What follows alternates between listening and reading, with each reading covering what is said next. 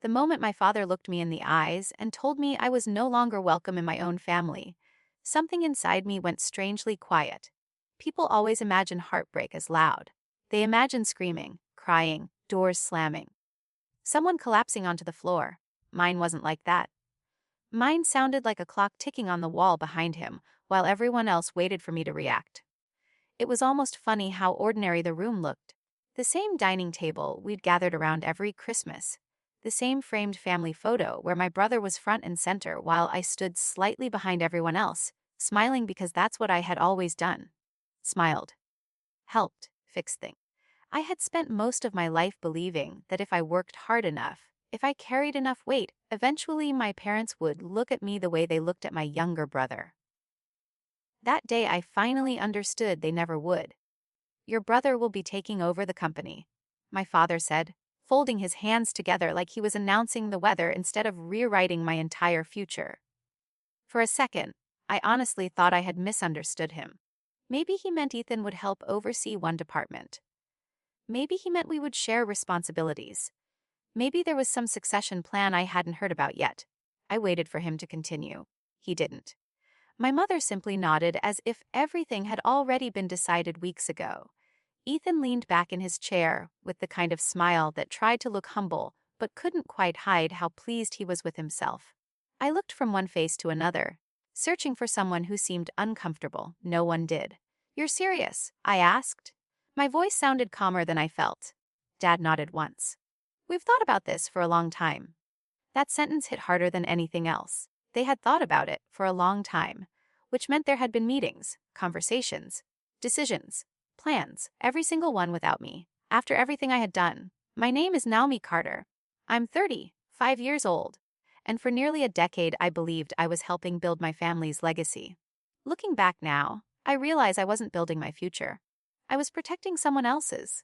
My parents owned Carter Home Interiors, a regional furniture manufacturer my grandfather had started in a converted warehouse almost 40 years earlier. By the time I graduated from college, it had grown into a respected business with dozens of employees and clients across several states. My father loved telling people it was a family business. What he rarely mentioned was which family member actually kept it running. Officially, my title was operations manager. In reality, I handled supplier negotiations, production schedules, customer complaints, inventory systems, payroll emergencies, and the endless problems that appeared every single day. If something went wrong, my phone rang first. If a major client threatened to leave, I got the meeting. If a shipment disappeared or a production line stopped, everyone looked for me. My father handled relationships. Ethan handled well? Nobody could ever clearly explain what Ethan handled. He attended meetings. He shook hands. He liked expensive watches and talking about vision. Somehow that was enough to impress people who only saw him for an hour at a time. They never saw what happened after he left the room. I did. I stayed behind fixing promises he couldn't keep. I never complained because I honestly believed that's what families did. Everyone contributed differently. Mine just happened to contribute more quietly. The strange thing is, I don't remember a single moment when the favoritism started. It was simply always there, woven into ordinary life until it became invisible. When Ethan forgot his homework, Mom drove back to school with it because gets distracted. When I forgot mine once, Dad told me responsibility was part of growing up. When Ethan wrecked his first car, they said accidents happen. When I dented Mom's car pulling out of the driveway during college, I worked weekends for months to pay every repair bill. Little things. Hundreds of little things. None of them seemed important on their own. Together, they quietly taught me my mistakes cost more than his ever would. Family gatherings weren't much different. If Ethan cooked one decent meal for Thanksgiving, everyone praised him for days. If I organized the entire holiday, bought the groceries, cleaned afterward, and remembered every birthday and anniversary, that was simply expected. "You're just so dependable," Mom would say with a smile that somehow made me feel less appreciated instead of more. Dependable became another word for invisible. After college, I briefly considered taking a management position with another company. The salary was higher, the benefits were better. My father convinced me to stay. "One day this business will be yours and Ethan's together," he said. "Why spend your best years making someone else rich?" I believed him. That's probably the hardest part to admit now. Nobody forced me to stay. Nobody chained me to that company. I stayed because I trusted my parents. I thought they meant what they said. Over the next 9 years, I turned down promotions elsewhere. I canceled vacations when factories had equipment failures. I worked through fevers. I missed weddings, birthdays, and weekends because deadlines didn't care about calendars. There were nights when I slept on a couch in my office because leaving for 3 hours didn't make sense before another meeting started at sunrise. My father called it commitment. I called it family. Ethan called it unnecessary. You worry too much. He used to laugh whenever I'd remind him about client deadlines. Then he'd disappear early to meet friends for golf while I stayed behind finishing presentations that somehow still had his name on them. Once, after he forgot to approve a major purchase order, we almost lost one of our biggest retail partners. I spent 48 straight hours negotiating new delivery schedules, calling suppliers, and personally driving samples across 2 counties just to save the account. When the client finally agreed to stay, my father clapped Ethan on the shoulder in front of everyone. "That's how relationships are built," he said proudly. Ethan smiled and accepted the compliment without correcting him. I remember standing 10 feet away holding the revised contracts I had personally negotiated. Nobody looked at me. It shouldn't have surprised me.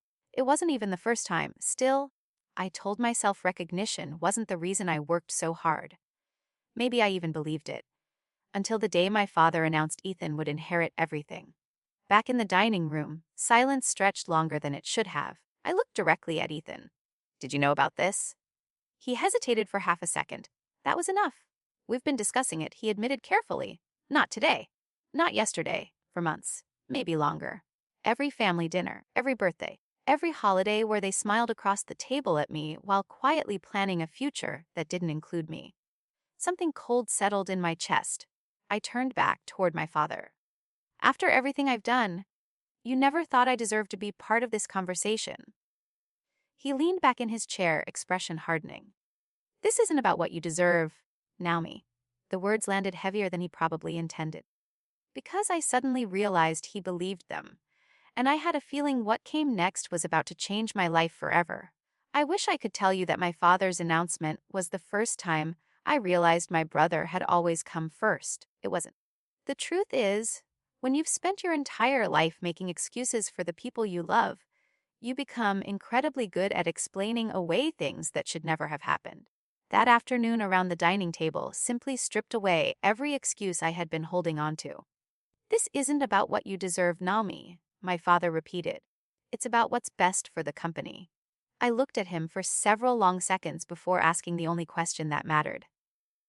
"Do you honestly believe Ethan is ready to run this business?" Nobody answered immediately. My mother lowered her eyes to her coffee cup. Ethan shifted in his chair. My father's jaw tightened. Their silence told me everything I needed to know. They didn't believe it either. They simply wanted it to be true. "That's the difference. He'll grow into the role," Dad finally said. I almost laughed. Grow into it. Ethan was 32 years old. He had been growing into responsibility for over a decade while everyone else cleaned up behind him. I wanted to remind my father of all the times I had quietly protected the company from mistakes that never should have happened in the first place. Instead, my mind drifted back to one particular spring about 3 years earlier. It was the largest commercial contract we'd ever negotiated.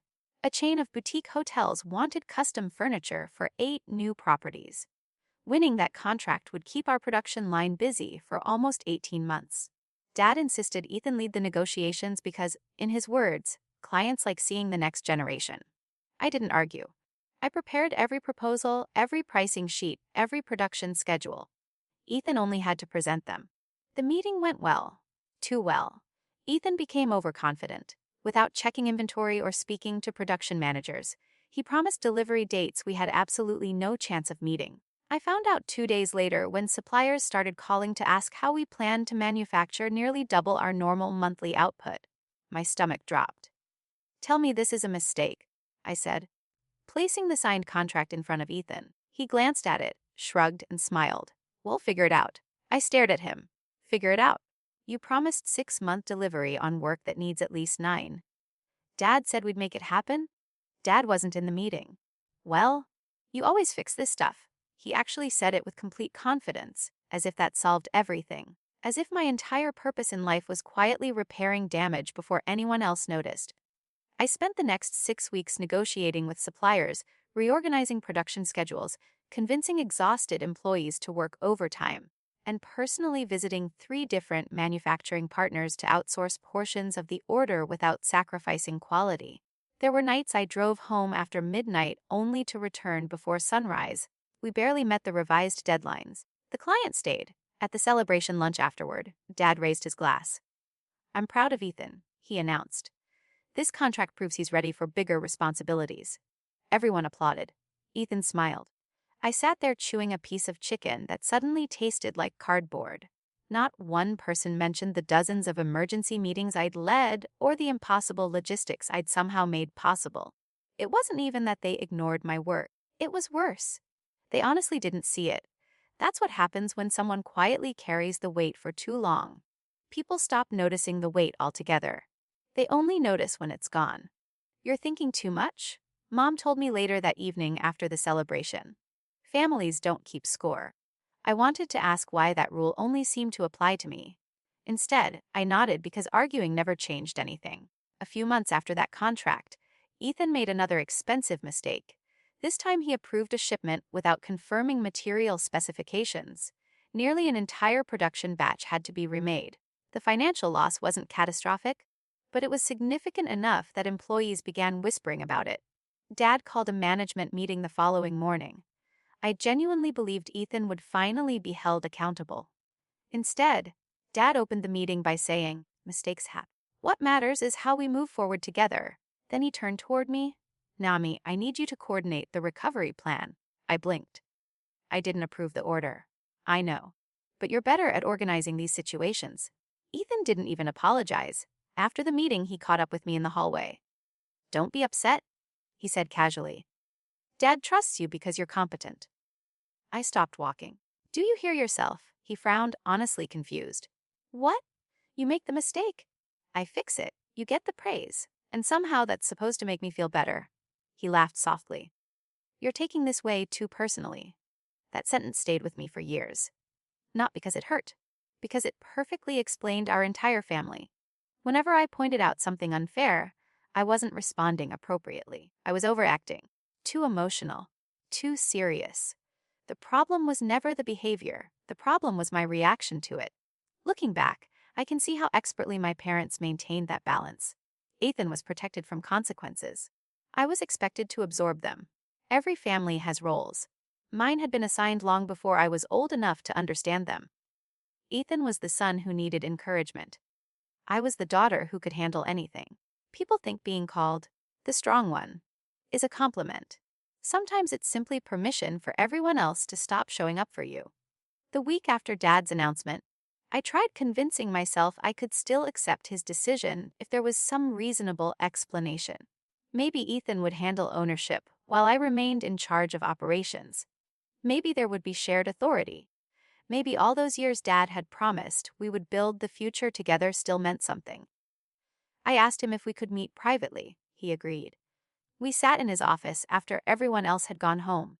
The room smelled like polished wood and old coffee, exactly as it had since I was a teenager filing invoices after school. "I just want to understand," I said, quietly. "What exactly will my role be?" He didn't answer immediately. Instead, he opened a drawer, removed a folder, and slid it across the desk. Inside were legal documents transferring majority ownership and executive authority to Ethan. Every signature line except one had already been completed. The dates caught my attention first. Some paperwork had been prepared almost 8 months earlier. 8 months.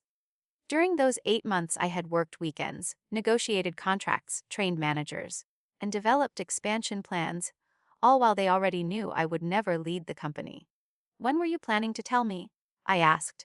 Dad folded his hands together. "When everything was finalized. So after there was nothing I could say." He didn't deny it. He simply looked at me with the calm expression people wear when they've convinced themselves they're being reasonable. That was the moment something finally cracked inside me.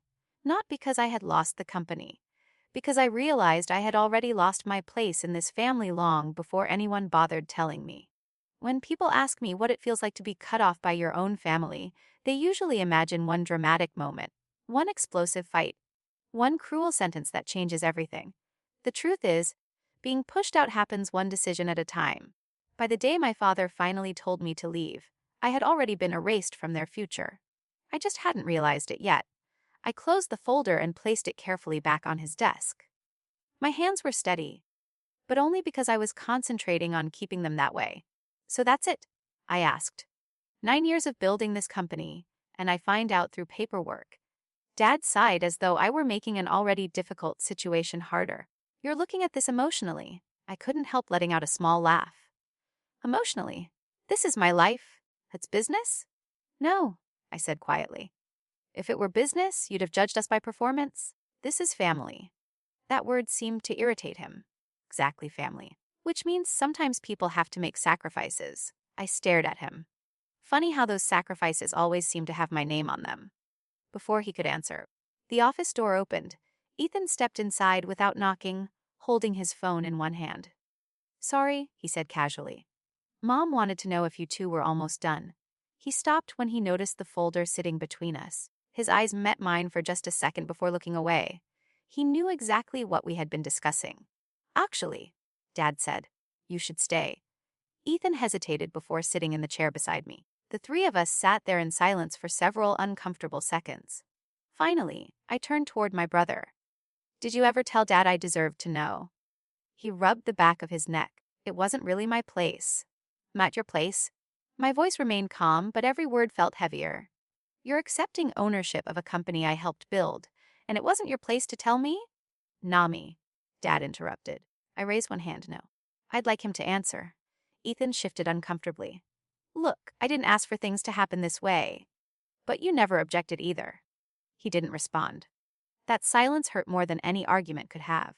Because for years I had convinced myself Ethan was simply immature. That one day he'd grow up, recognize everything I'd done for him, and finally stand beside me. Instead, he accepted every advantage my parents handed him without ever questioning why I wasn't receiving the same treatment. "I thought we were a team," I said softly. Ethan looked genuinely uncomfortable. "We are." "No," I replied. "Teams don't let one person carry everything while the other collects the trophies." Dad pushed his chair back. "That's enough." His voice had changed. The patience was gone. "You've made your point." "I don't think I have." I stood up. "Because neither of you has answered the one question that matters." Dad folded his arms. "Which is, what exactly did I do to deserve this?" The room fell silent again. I watched both of them searching for an answer that didn't exist. I hadn't stolen from the company. I hadn't neglected my work. I hadn't embarrassed the family. I hadn't betrayed anyone.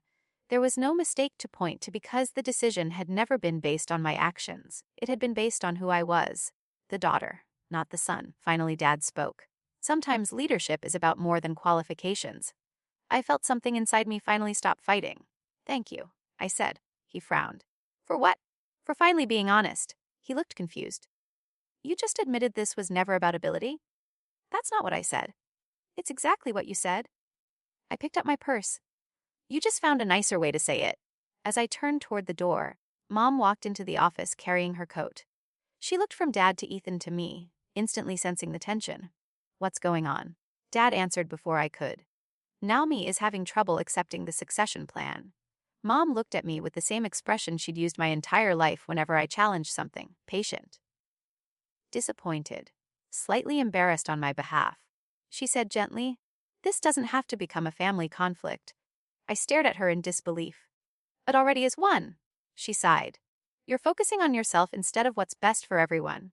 There it was again. Everyone. That magical word that somehow never included me. Everyone. I repeated. "But does everyone include the person who kept this place running?" "No one is saying you aren't important." "Then say what you are saying." She opened her mouth but nothing came out. Because saying it plainly would have sounded exactly as cruel as it was. Ethan deserved everything. Naomi should be grateful for whatever remained. Dad stood and walked around the desk until he was standing directly in front of me. "I need you to make a decision." His tone was calm, almost rehearsed. "Either you support this family and Ethan's leadership." He paused. "Or maybe this isn't the place for you anymore." I searched his face, hoping, just once, that I'd see doubt, regret, anything. Instead, I found certainty. You're giving me an ultimatum. I'm asking for loyalty?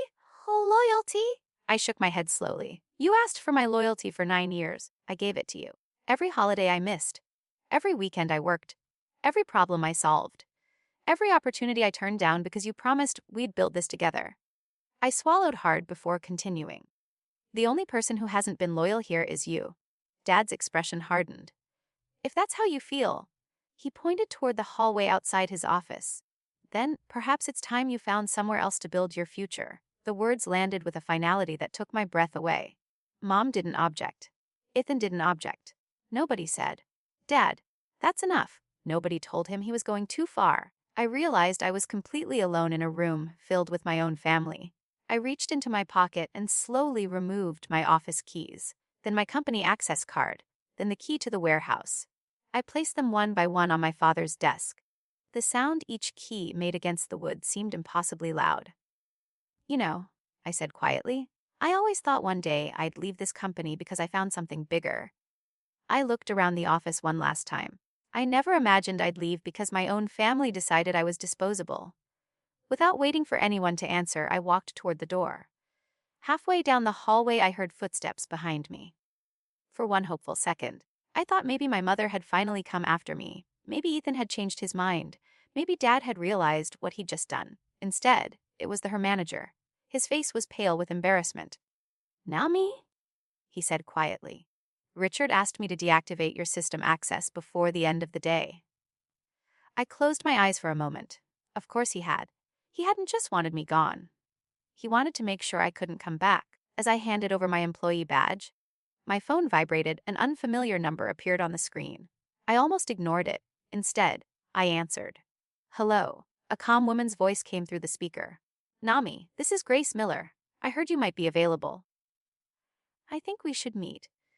If someone had told me a month earlier that losing my family's business would become the best thing that had ever happened to me, I would have assumed they were trying to make me feel better.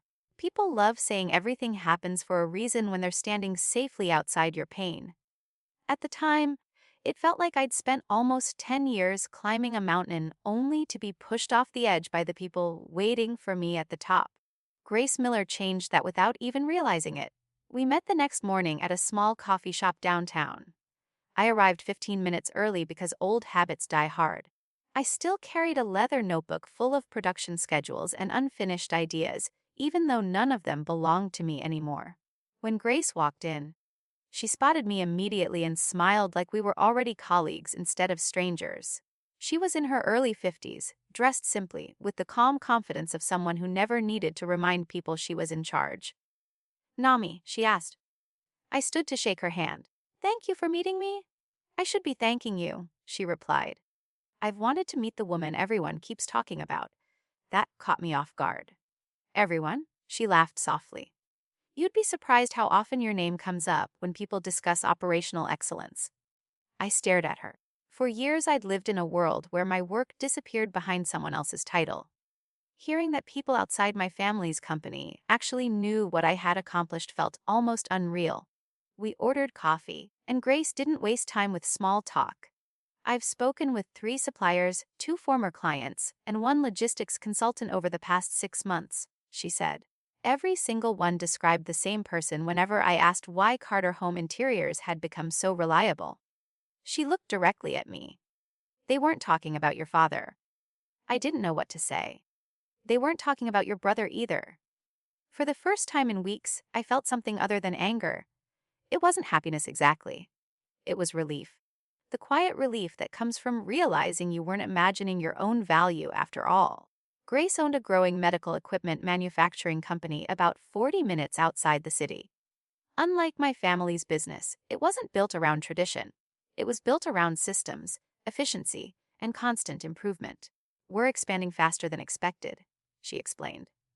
I don't need someone with the loudest ideas. I need someone who knows how to solve problems before they become disasters, she smiled. Everyone says that's you. I almost laughed. My family would disagree. Grace stirred her coffee slowly. Sometimes the people closest to us have the hardest time seeing who we really are. That sentence stayed with me long after the meeting ended. A week later, I accepted her offer. The salary was higher than anything I'd earned working for my father. The benefits were better. More importantly, there was something I'd never experienced before. Clear boundaries. When work ended at 5:30, people actually went home. Nobody expected loyalty measured in unpaid weekends. Nobody acted as though sacrificing your personal life proved your commitment. During my first month, I caught myself apologizing constantly. Sorry, I should have caught that earlier. Sorry, I can stay late. Sorry, I probably overprepared. Finally, Grace called me into her office. Can I ask you something? She said. Of course. Who taught you that you have to apologize for being competent? I blinked. I don't know. She smiled kindly. I think you do. That conversation forced me to look at myself differently. For years, I had confused exhaustion with dedication because that's what my family praised. They didn't reward excellence. They rewarded sacrifice. The more I gave up, the more they expected. About 3 months after starting my new job, life settled into a rhythm I hadn't experienced since college. I slept through the night. I ate dinner at my own table instead of over spreadsheets. I started reading books again. I even signed up for a weekend photography class because I'd always wanted to learn. It felt strange doing something simply because it brought me joy instead of because someone needed me. Then my grandmother passed away. Grandma Evelyn had always been the quiet observer in our family. She rarely challenged my father directly. But every birthday she'd slip a handwritten note into my card reminding me how proud she was of my work. She never treated me like the dependable daughter who could handle anything. She treated me like a person. At the funeral, my parents barely spoke to me. Ethan offered an awkward nod before spending most of the afternoon talking with distant relatives about the business. I stood near the back of the chapel wondering if anyone else noticed how completely normal they all seemed. It was as if I'd imagined being thrown out of the family. As if pretending nothing had happened somehow erased it. After the service, my grandmother's attorney approached me. Naomi? I nodded. He handed me a small wooden box. Your grandmother asked that this be given to you personally. I thanked him and carried it home without opening it. Part of me wasn't ready. That evening, I finally lifted the lid. Inside were old photographs, a silver brooch I'd admired as a child, and a sealed envelope with my name written in Grandma's familiar handwriting. My hands trembled as I unfolded the letter. My dearest Naomi. It began. If you're reading this, I'm no longer here to tell you these things in person. So I'll trust these pages instead. I smiled through unexpected tears. It sounded exactly like her. She wrote about watching me grow up, about how I'd always tried to make peace whenever the family argued, about how she worried I'd mistaken being needed for being loved. Then I reached the paragraph that made my heart stop. There is something you deserve to know. 5 years ago, I asked your father to begin preparing you to lead the company. Not because you were my granddaughter, but because you had already proven yourself capable. He told me it would embarrass Ethan if people believed his sister was more qualified. I argued with him for nearly an hour. He refused to reconsider. I read the paragraph 3 times before continuing.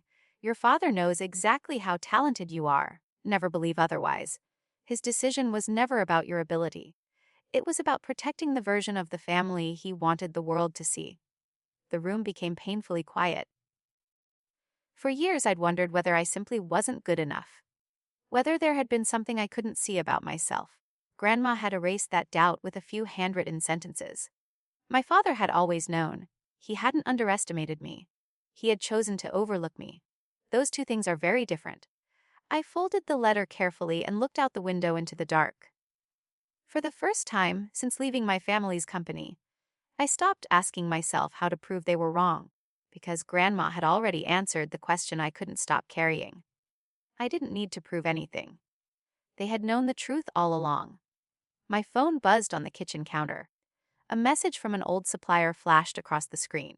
Heard you're doing great at your new company. Congratulations. By the way, things at Carter's haven't been going well. I stared at the message for a long time before setting the phone back down without replying. Something told me that wasn't the last unexpected piece of news I was about to receive. People often think revenge begins with anger. Mine didn't. Mine began with peace. That surprised me more than anyone else. After reading my grandmother's letter, I stopped replaying old conversations in my head. I stopped imagining what I should have said during that final meeting with my father. I stopped wondering whether one more sacrifice, one more late night, or one more successful project would have changed anything. It wouldn't have. You can't earn something that was never being offered. My parents hadn't withheld recognition because I needed to prove myself. They had withheld it because recognizing me meant admitting they had built their future around the wrong child. Once I accepted that truth, I finally had enough energy to build something that belonged to me instead of chasing something that never would. About 6 months after joining Grace's company, she invited me into her office again. "Close the door," she said with a smile. I laughed. "That sounds either very good or very bad." "It's very good." She slid a folder across the desk. I almost smiled at the memory of another folder changing my life, though this one felt completely different. Inside was an offer to become vice president of operations. I looked up at her in disbelief. "Grace, I've only been here 6 months. You've done more in 6 months than most executives manage in 3 years." She leaned back in her chair. "You don't waste time trying to look important. You solve problems? That's rare?" I swallowed hard. "Thank you." She shook her head. "No, thank you for proving I made the right decision." Those words stayed with me for days. Someone had finally trusted me because of what I could do, not because of who my family was. That feeling was worth more than the promotion itself. Around the same time, I started meeting regularly with Daniel Brooks, an old college friend who had become a corporate attorney. We'd run into each other by accident during a local business networking event. "Naomi Carter," he'd said, laughing. "I thought you disappeared into the family empire forever. Turns out empires aren't as permanent as they look." We started having coffee every few weeks. Daniel had an unusual talent for asking questions that forced me to think differently. One afternoon, he looked across the table and asked, "Have you ever considered consulting?" I frowned. "Consulting? You solve operational disasters.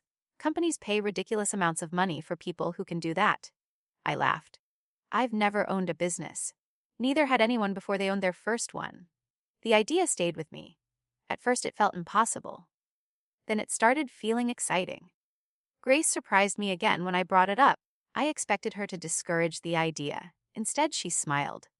"If anyone can build something from scratch, it's you. You're not worried I'll leave."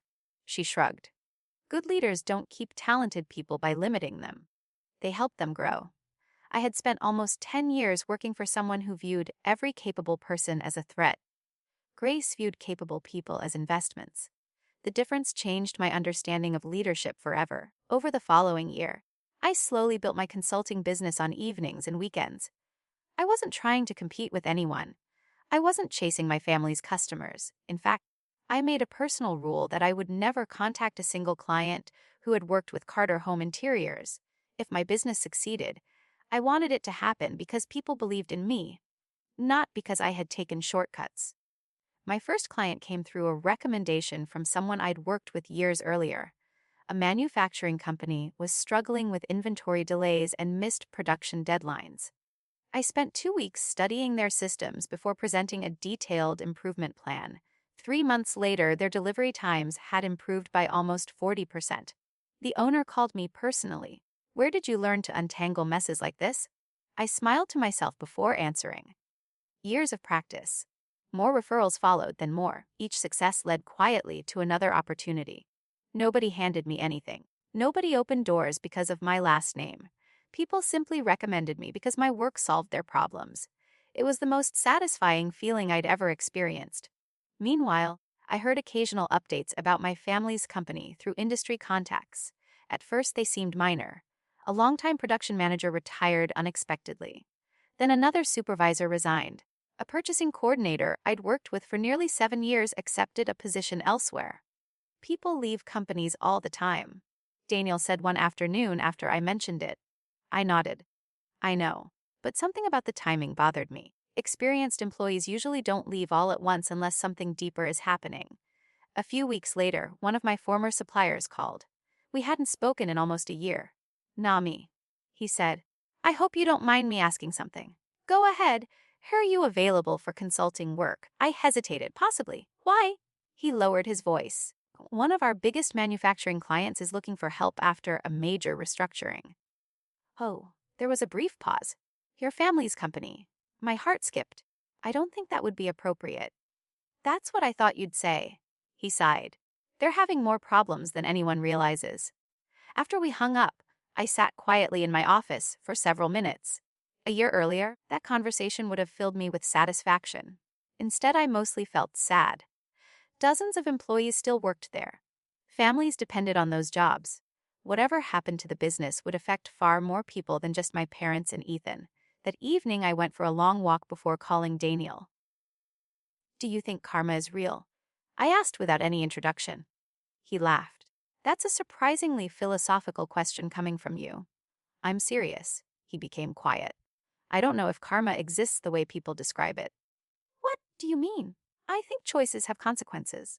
Sometimes those consequences take years to arrive. That isn't magic, it's just time catching up. I thought about my father, about Ethan, about all the decisions they'd made believing someone else would always clean up afterward. Maybe Daniel was right. Maybe what looked like karma was simply accountability arriving late. A month later, accountability knocked even louder. One Friday morning, while preparing for a leadership meeting, I received an email from an executive I had never met. The subject line read confidential business inquiry. The message was short. Ms. Carter, several colleagues have recommended your consulting firm.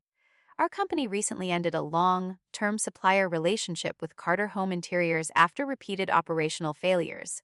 We are searching for a partner to help redesign our manufacturing process. Would you be available for a meeting? I recognized the company name immediately. They had been one of my father's largest clients for nearly 15 years. I leaned back in my chair, staring at the screen. Nobody had stolen that client. Nobody had convinced them to leave. They had simply grown tired of broken promises.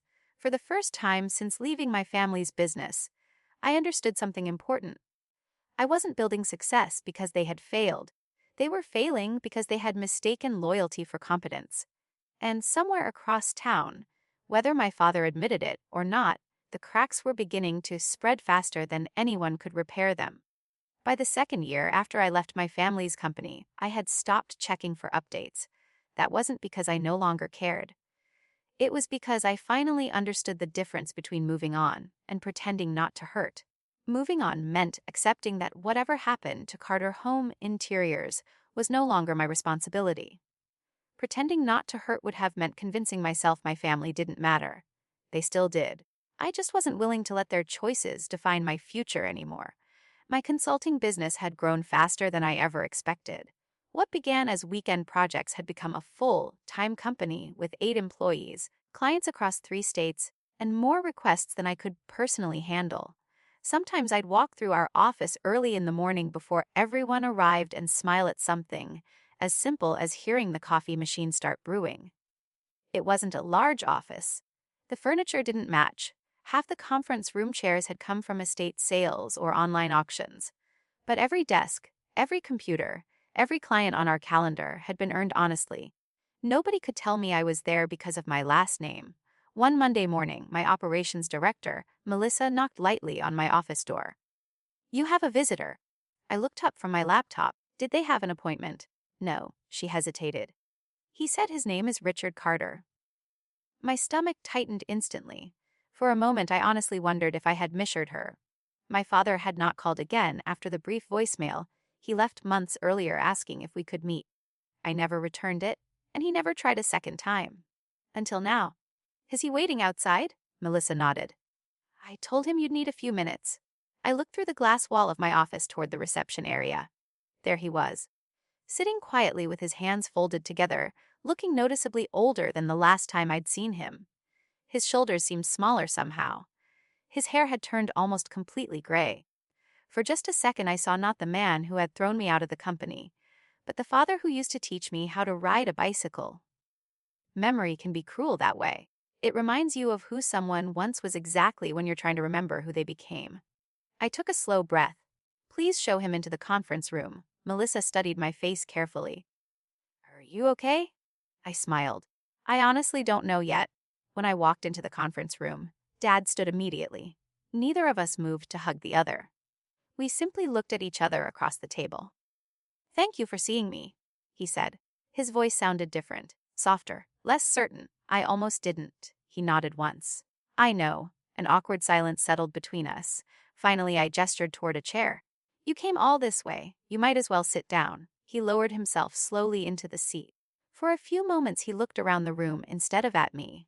Framed project plans covered one wall. A whiteboard listed client deadlines. Through the glass, he could see my team moving confidently through the office. You've built something impressive, he admitted quietly. Thank you. I always knew you could. I couldn't stop the bitter smile that escaped. That's interesting. He looked confused. Why?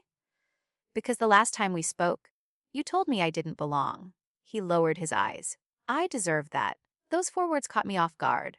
My father had spent his entire life defending every decision he'd ever made. Hearing him admit fault, even partially, felt almost surreal. Why are you here? I asked. He looked at his hands before answering. The company's in trouble. There it was. The sentence I'd known would eventually come, though not as soon as it did. I remained silent, letting him continue. We've lost several major accounts. I heard. He nodded.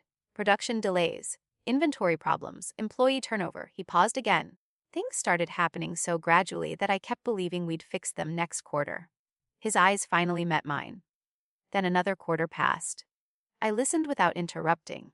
Part of me noticed something strange. He wasn't blaming suppliers. He wasn't blaming the economy. For the first time, he was simply describing reality. How's Ethan? I asked. Dad looked away. He was trying. That wasn't an answer. He's overwhelmed, Dad admitted after a moment. He works long hours now. Long hours don't automatically solve the wrong problems. He gave a tired nod. I know that now.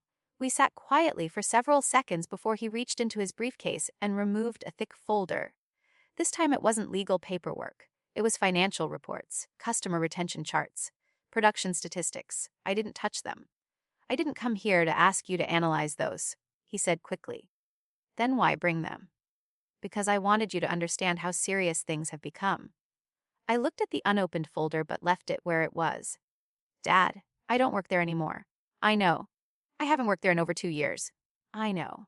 So none of this is my responsibility. His shoulders slumped slightly. I know. That word again. Different this time. Heavy. Regretful. Then why are you here? He took a deep breath before answering. Because I finally understand something I should have admitted years ago. I waited. The company didn't become successful because of me. My heartbeat slowed. It became successful because every time something went wrong. He stopped speaking for a moment, struggling to continue. You quietly fixed it before anyone else even realized there had been a problem. I said nothing. I kept believing leadership meant standing at the front of the room. He looked directly at me now. You understood that real leadership often happens where nobody's looking. I wanted those words years earlier. I wanted them before birthdays passed in silence, before promotions were denied, before doors were closed. Hearing them now felt strangely empty. Not because they weren't sincere, because they had arrived too late to change what mattered. Why didn't you tell me this before? I asked softly. My father closed his eyes for a brief moment. Because every time I almost did. He swallowed hard. I looked at Ethan. I already knew where this was going. But I needed to hear him say it. And I was afraid he'd think I'd chosen you over him. I leaned back slowly in my chair. So instead, you chose him over me. He didn't argue. He didn't explain. He simply nodded. That tiny movement said more than an hour of excuses ever could. Before either of us spoke again, there was a gentle knock at the conference room door. Melissa stepped inside. I'm sorry to interrupt, she said. There's another visitor asking to see you. I frowned. Who is it? She hesitated. He says he's your brother. For a second, I honestly thought Melissa had made a mistake. My father was difficult enough to process. My brother showing up 5 minutes later felt almost impossible. I looked at Dad. He seemed just as surprised as I was. I didn't ask him to come, he said quietly. I believed him. That was the strange part. 2 years ago, I would have assumed they were working together. Now I could see uncertainty written all over his face. Should I send him away? Melissa asked. I looked through the glass wall toward reception. Ethan stood near the entrance with his hands shoved into his pockets. He looked nothing like the confident man who had once leaned back in our parents' dining room while the future was handed to him. His suit jacket was wrinkled. His tie hung loose. He looked exhausted. I took a slow breath. No. Let him come in. Melissa nodded and quietly closed the door behind her. A few seconds later, Ethan walked into the conference room. He stopped just inside the doorway, looking from Dad to me before speaking. "I wasn't sure you'd actually agree to see me." "Neither was I admitted. He gave a weak smile that disappeared almost immediately. None of us sat down. It felt less like a meeting and more like three people standing inside the wreckage of decisions that had taken years to build. Ethan spoke first. Dad told Mom where he was going. He looked embarrassed.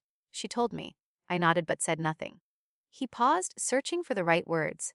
I figured if he was finally coming here, I should too. Another long silence settled over the room. Finally, I folded my arms. "Why?"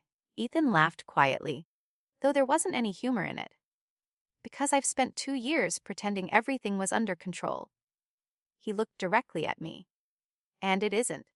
Those words alone were something I never thought I'd hear from him. My younger brother had spent his entire life avoiding responsibility. Hearing him admit failure felt almost unreal. "Tell me the truth," I said. "Not Dad's version?" "Yours?" Ethan nodded slowly. "Okay." He pulled out a chair and sat down, rubbing both hands across his face before continuing. "The first 6 months weren't that bad. Most of the systems you built were still working. I honestly thought people exaggerated how much you handled." He looked at the floor. Then little things started breaking. He described production delays that nobody knew how to solve quickly. Vendor relationships that quietly deteriorated because nobody followed up the way I used to. Managers who resigned after years of feeling unheard. Customers who became frustrated by repeated promises that weren't kept. I thought hiring consultants would fix everything. He admitted it didn't. "Why not?" I asked.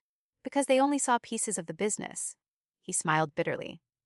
"You saw all of it." My father remained completely silent. I realized he was letting Ethan speak for himself for the first time in his life. "Do you remember when you used to disappear for an hour during meetings?" Ethan asked. I frowned. "Sometimes." "I thought you were taking breaks." He laughed softly. "Turns out you were solving 3 different problems before anyone else even knew they existed." I looked away for a moment. "That's what operations managers do." "No." Ethan shook his head. "That's what you did." His voice cracked slightly on the last word. "I kept waiting for someone else to quietly fix things the way you always had." He swallowed hard. "Nobody did." I leaned back in my chair. "Because there wasn't another me." Ethan nodded once. "I know." Hearing him say that should have felt satisfying. Instead, it made me unexpectedly sad. Not because I pitied him, but because I finally understood something. My brother had never really been prepared for the role our parents forced him into. They had spent his entire life protecting him from failure. Then one day they handed him an entire company and expected him to succeed without ever learning how. They hadn't only failed me, they had failed him too. "There's something else," Dad said quietly. Ethan glanced toward him but didn't interrupt. My father reached into his briefcase again. This time he removed a single folded document instead of financial reports. "Do you recognize this?" he asked. I unfolded it carefully. It was a handwritten note. My grandmother's handwriting. Another letter. I looked at him in confusion. "Grandma wrote to me too," he said. "After she died, I found this among her papers." I began reading. "Richard," the letter started. "By the time you read this, I hope you found the courage to tell Naomi the truth. If you haven't, then know this. Every year you delay will cost you more than your business. It will cost you your daughter." My chest tightened. I continued reading in silence. Children notice who gets protected. They notice who gets believed. They notice who carries the heavier burden. One day Naomi will stop asking for your approval. That day won't be your greatest loss because she'll leave the company. It will be because she'll finally realize she never needed your permission to become remarkable. I lowered the letter slowly. "When did you read this?" I asked. Dad looked ashamed. "About 18 months ago." I stared at him. 18 months, he nodded. I told myself she was being dramatic. His voice barely rose above a whisper. She wasn't. Nobody spoke for nearly a minute. Finally, Dad looked directly at me. There were tears in his eyes now. Real ones. Not dramatic, not manipulative. Just the quiet grief of a man confronting himself honestly for perhaps the first time. "Naomi," he said. "I knew you were the better leader." I didn't react. He continued anyway. "I knew it before your grandmother said it. I knew it before you turned 30. He swallowed hard. "Every major improvement that company ever made came from you." Ethan closed his eyes briefly. Dad's voice trembled. I convinced myself I was protecting my son. He looked toward Ethan before returning his attention to me. What I was actually doing was sacrificing my daughter. The room became completely still. There it was. The truth I had spent years waiting to hear. Not because I needed it anymore, but because they finally said it without excuses. Dad reached across the table, though he stopped before touching my hand. Naomi, please come back. I looked at him quietly.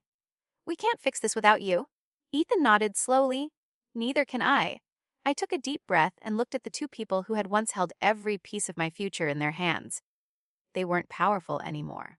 They weren't deciding my life anymore. For the first time, I realized something that changed everything. They hadn't come to offer me a second chance. They had come hoping I would give one to them. I already knew my answer. For most of my life, I imagined this moment very differently. I thought that if my parents ever admitted they had been wrong, I would feel victorious. I thought I would finally experience the satisfaction I'd secretly hoped for during all those sleepless nights when I questioned my own worth. Instead, I felt something much quieter. I felt free. I looked at my father, then at Ethan. Two men who had once shaped every major decision in my life now sat across from me, waiting for my answer. Years ago, that realization would have terrified me. Now it simply reminded me how much my life had changed. I folded my grandmother's letter carefully and slid it back across the table. I appreciate you finally telling me the truth, I said.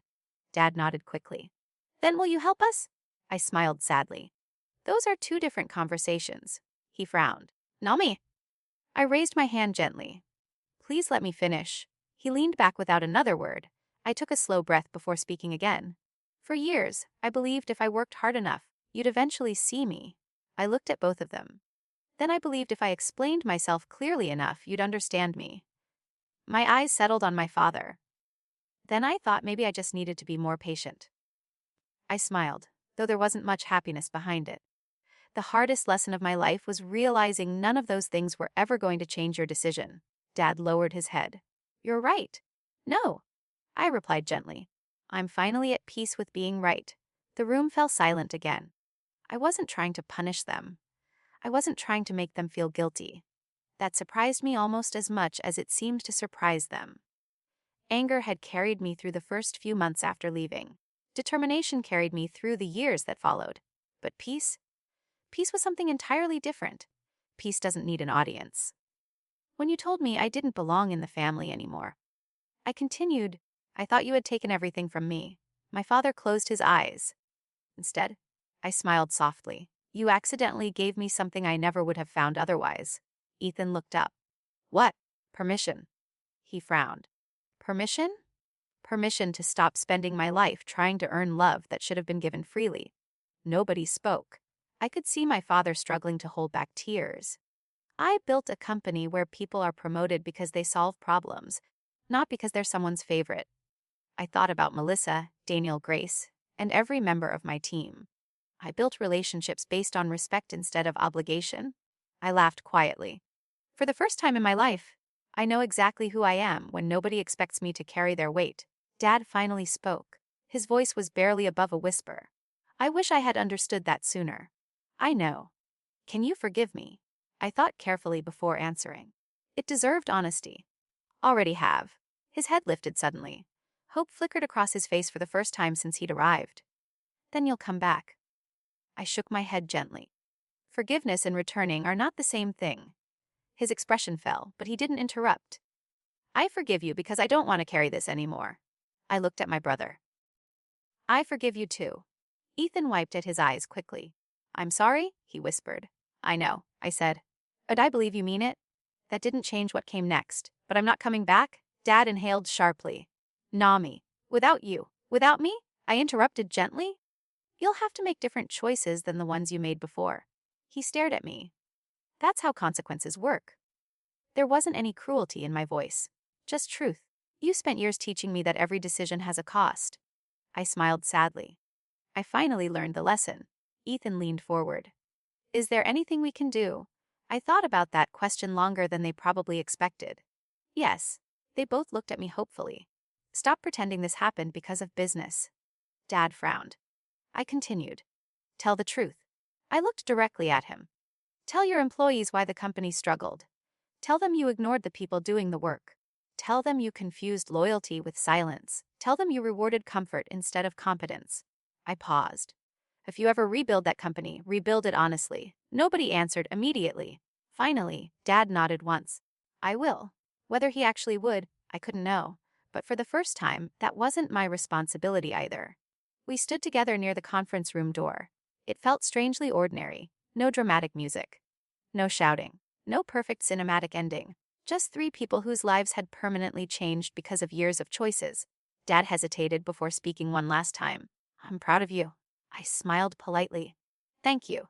He waited, perhaps expecting me to say I'd spent years hoping to hear those words. The truth was, I had, but not anymore. Wish I'd said it sooner, he added quietly. So do I, he nodded, understanding exactly what I meant. Ethan hugged me before leaving. It was awkward, uncertain, and long overdue. Congratulations, he whispered.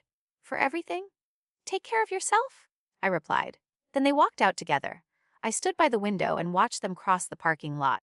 They looked smaller than I remembered. Older, too. Not because time had been especially cruel to them, but because the certainty they'd carried for so many years was gone. Melissa knocked lightly before stepping inside. Everything okay? She asked. I looked around the office, my company, my team laughing together near the break room. My calendar filled with clients who chose to work with us because we had earned their trust. Yeah, I said, smiling in a way that felt completely real. Everything's okay. A year later, Carter Home Interiors still existed, though it was much smaller. Dad stepped away from day-to-day leadership. Ethan hired experienced managers and, from what I heard, actually listened to them. Whether the company ever returned to what it once was didn't matter to me anymore. My own company continued to grow. We opened a second office. Then a third.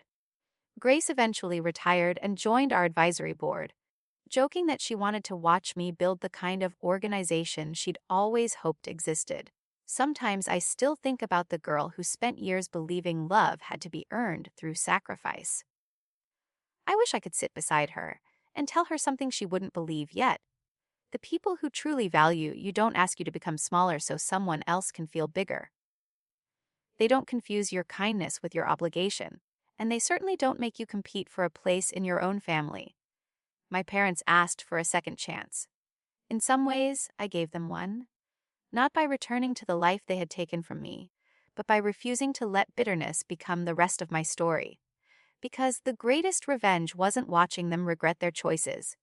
It was waking up every morning grateful that those choices no longer controlled my future.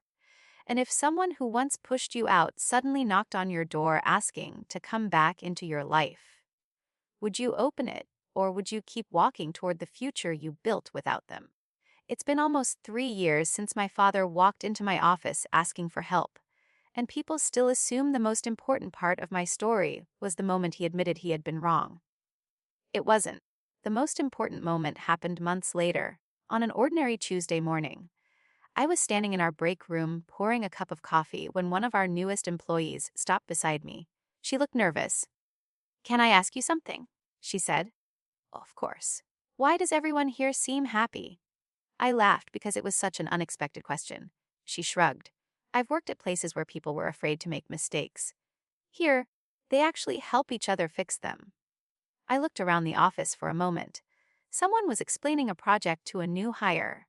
2 managers were debating ideas without trying to prove who was smarter. Nobody was competing for approval. Nobody had to earn the right to be respected. Because, I finally answered, I promised myself I'd never build a place where people had to wonder if they mattered. That promise turned out to be the real legacy I was searching for all along. Not a family business, not a title, not someone else's approval.